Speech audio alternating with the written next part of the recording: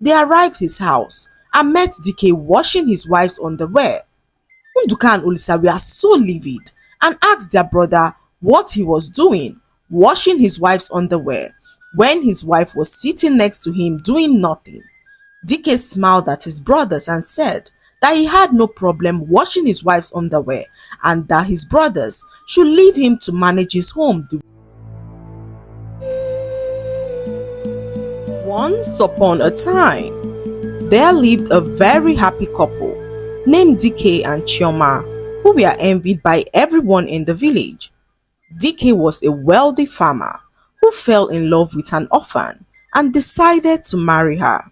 His brothers Nduka and Olisa were against DK marrying an orphan as they believed their brother could do better. In fact, they brought several women for DK to choose from, but DK was hell-bent on marrying the poor orphan Chioma, and this angered his brothers, who found it hard to accept Chioma into their family.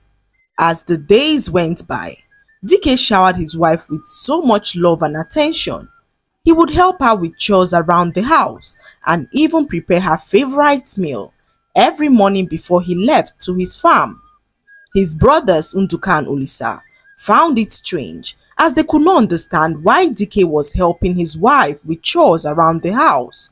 They found it condescending for a man as they believed that it was the responsibility of a woman to cater to the house and believed their brother was belittling himself by doing chores and cooking for his wife. One day, Nduka and Olisa decided to pay DK a visit. They arrived at his house and met DK washing his wife's underwear. Nduka and Olisa were so livid and asked their brother what he was doing, washing his wife's underwear, when his wife was sitting next to him doing nothing. DK smiled at his brothers and said that he had no problem washing his wife's underwear and that his brothers should leave him to manage his home the way that he deems fit. Nduka and Olisa unanimously screamed a loud abomination as they asked DK if he was now a submissive husband. They asked him if he was the one who got married to his wife Chioma or if Chioma was the one that got married to him. They told DK that if he continues to treat his wife like this, he would lose all form of respect from his wife. They reminded him that he was the head of the home and should act as such, and DK laughed and told his brothers that he was in control of his home and that Nduka and Olisa should quit bothering about him. This angered his brothers, who returned home and couldn't stop talking about what they experienced at DK's home. Their mother, Norma, walked up to them and warned them to take their eyes off their brother's marriage. She knew how much they despised DK's wife, Chioma, and warned them not to allow their hatred for Chioma to cause any form of problem with their brother. She advised her sons to live in peace with Chioma and respect her as their brother's wife, but Nduka and Olisa refused to listen as their hatred for Chioma grew stronger with each passing day. After several months, Chioma got pregnant and gave birth to a beautiful baby girl. Her husband DK was over the moon as he could not believe that he was now a father.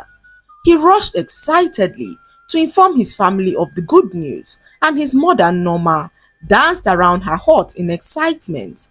However, DK's brothers did not seem too excited about the news.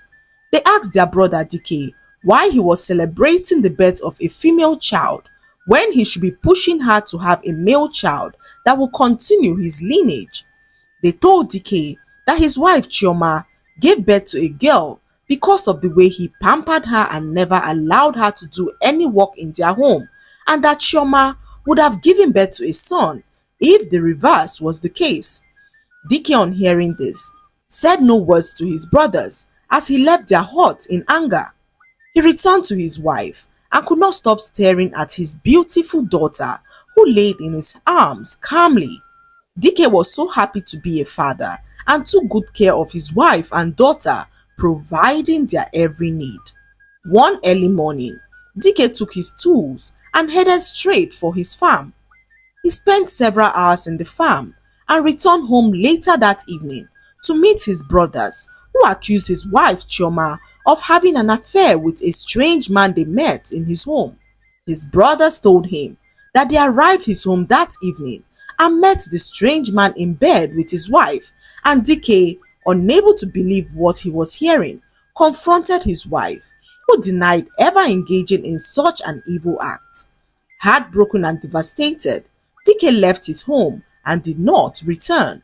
Chioma was so worried and decided to go look for her husband. She searched the entire village but couldn't find DK. Chioma then decided to return back home, hoping that DK might have returned. When she arrived home, DK had still not returned. Chioma sat in front of her hut, weeping, when a young boy approached her to reveal that her husband DK had drowned in the village river. Terrified at the news, Chioma ran as fast as she could to the village river and saw her husband's clothes and shoes laying by the river bank. The villagers searched the river for DK's body but could not find it. They kept searching for hours, but DK's body was still not found. The news spread around the village, reaching DK's brothers, who accused Chioma of killing their brother. Chioma cried her eyes out as she knew all the accusations that had been levied against her were false. She watched her whole world crumble before her eyes and wondered what she had done wrong to deserve this kind of painful life. A burial ceremony was conducted for DK, whose clothes and shoes were buried in place of his missing body. Chioma, holding her daughter close to her heart, wept uncontrollably as her husband's brothers prevented her from attending the burial of her husband. They accused her of being behind the death of their brother and warned her not to come close to the burial site. Their mother, on seeing how badly they were treating Chioma, warned them to leave Chioma alone. She reminded them that no true evidence was found against Chioma and that Chioma was still a part of their family. Despite their mother's warnings, Nduka and Olisa continued to treat Chioma harshly. They called her so many condescending names and never stopped reminding her that she had no son for their brother and had no right living in his home. Nduka even went further to throw Chioma and her daughter out of her husband's hut, forcing her to live in an abandoned hut next to her husband's hut. Chioma became a shadow of herself as her husband's brothers made her life a living hell. Her mother-in-law Norma was her only source of joy, as Norma did everything possible to keep Chioma and her daughter safe. One morning, news reached Chioma that a strange woman arrived at her husband's hut, saying that DK was the father of her son. Chioma opened her eyes in shock as she could not believe that her husband had a child with another woman. She wept profusely as she locked herself up in her little hut. Nduka and Olisa jumped up in excitement as they could not believe that their brother had a son. They welcomed the strange woman's son into their home and began to treat him better than Chioma's daughter. The strange woman, whose name was Amuche, now lived in DK's hut with her son, and this broke the heart of Chioma, who watched another woman take over her husband's home. Amuche was a very arrogant and rude woman who disrespected Chioma at every given opportunity. She flaunted her son as the rightful heir to DK's wealth and mocked Chioma for only having a daughter. Despite this, Chioma held on to her dignity and continued to care for her daughter, finding solace in her mother-in-law's support. Chioma's mother-in-law loved her and cared for her, despite her son's hatred for Chioma. She comforted her and assured her that everything would be fine, and Chioma was so grateful to have a very caring and considerate mother-in-law on her side. One day, Chioma fell terribly ill and was unable to care for herself or her daughter. Her condition worsened quickly, and Norma took it upon herself to nurse Chioma back to health, despite the objections from her sons Nduka and Olisa. However, Chioma's condition became worse as the days went by. Norma, on seeing this, consulted the village healer, who revealed that her sickness was not of natural causes but was a plot by someone to end her life. Norma was so terrified of the news and wondered if her sons had a hand in what was happening. They all woke up one morning and realized that Chioma had run away with her daughter, and everyone wondered where she could have gone. Weeks passed and Chioma had still not returned. Olisa and Unduka, although happy that she was gone, faked concern as they searched the entire village for her but couldn't find her. One morning, Unduka and Olisa were awoken by a loud bang on their door. They opened the door and found their brother DK standing in front of their hut. DK, is that really you? They asked in one voice as they looked at him in shock. DK revealed to them that he never drowned in the river but staged his death to see his brother's true colors and to expose their greed and deceitfulness. He had watched from afar how his brothers treated Chioma, his wife, and was disgusted by their actions. He revealed to them that he knew how they planned with the young man to accuse his wife Chioma of infidelity. DK looked into the eyes of his brothers as he voiced out his disappointment.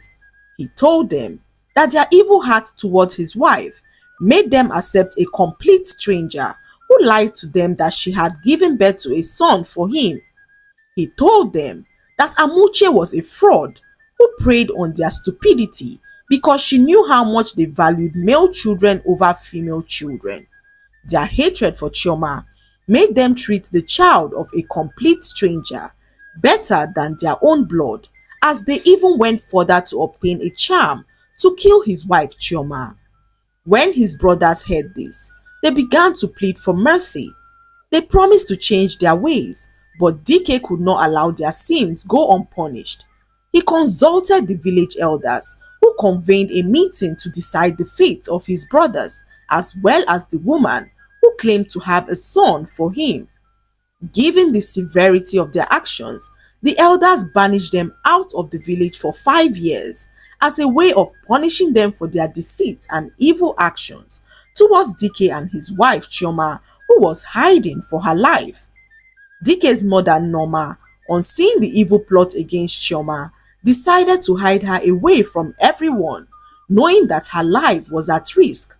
She could not risk anything evil happening to her son's wife and did everything possible to protect her.